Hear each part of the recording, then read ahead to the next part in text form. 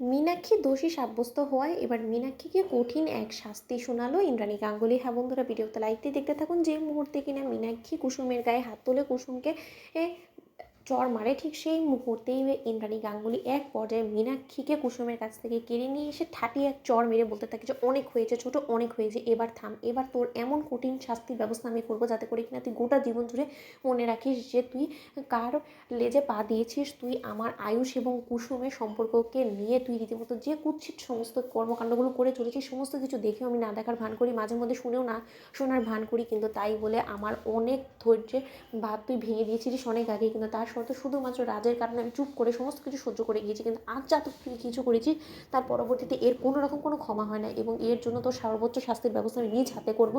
এবং সিদ্ধার্থ, তুমি আমাকে ক্ষমা করে দিও যে আমি তোমার স্ত্রীর সঙ্গে এই অন্যায় কাজটা করতে বাধ্য হচ্ছে, কিন্তু আজকে এই সমস্ত কাজগুলো করতে কিন্তু ওই রীতিমতো আমাকে বাধ্য করেছে। ঠিক সেই মুহূর্তে সিদ্ধার্থ যখন বলতে থাকে যে তার আগে তো বৌদি আমার ইচ্ছে করছে যে ওকে এক্ষুনি আমি ঘাড় ধাক্কা দিয়ে বাড়ি থেকে বার করে দিই, কারণ ওর এত বড় স্পর্ধা হয় কী করে যে একটা নির্দোষ মেয়ের গায়ে ও হাত তুলে ও কুসুমকে যন্ত্রণা কষ্ট দিতে চলে গিয়েছে, যেখানে কিনা ওর নিজে এর কোনো ঠিক নেই। তোমার জবানের যদি কোনো ঠিক থাকতো না মীনাক্ষী, তাহলে তুমি নিজে পেটে সন্তানের মতন বয়সী একটা মেয়ের গায়ে এরকম করে তুমি হাত তুলতে পারতে না মীনাক্ষী। ঠিক সেই মুহূর্তে মীনাক্ষী বলতে থাকে যে আলবাত হাত তুলবো, কারণ এই একটা মাত্রই উপায় আছে এর মুখ থেকে সত্য কথাটা বের করার। তোমরা কেন বিশ্বাস করতে চাইছো না আমাকে বলো তো?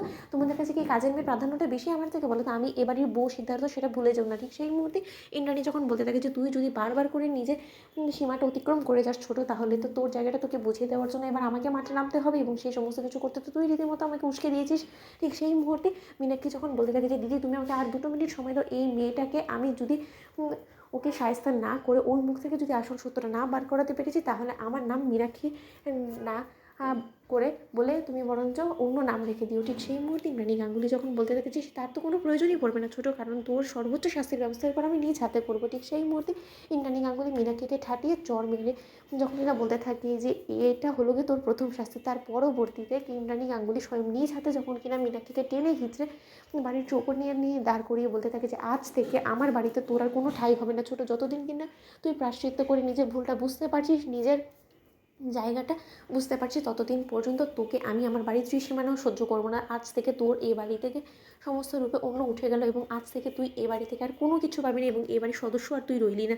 ঠিক সেই মুহূর্তে যখন কিনা সিদ্ধার্থ মুখের উপরে মীনাক্ষীর দরজাটা লাগিয়ে দেয়, ঠিক তার পর মুহূর্তে কুসুম যখন কিনা নিজের বাড়িতে ছুটে যায়, ঠিক সেই সময় মীনাক্ষী বলতে থাকে যে খুব বেশি আনন্দ হচ্ছে তাই না কুসুম? আজকে আমার এই অবস্থার জন্য তুমি শুধুমাত্র দায়ী, এবং এর জন্য আমি তোমাকে কোনোদিনও ক্ষমা করবো না, এবং তুমি আজকে আমার যে হাল করেছো এই একই হাল আমি তোমার করবো, এবং সুদে আসলে আমি এই সমস্ত কিছু প্রতিশোধ তুলে নেব এবং তোমাকে ফেরত দেবো। তৈরি থেকো কুসুম সরকার। তো বন্ধুরা, লাইক কমেন্ট শেয়ার করো, সাবস্ক্রাইব করতে ভুলো না।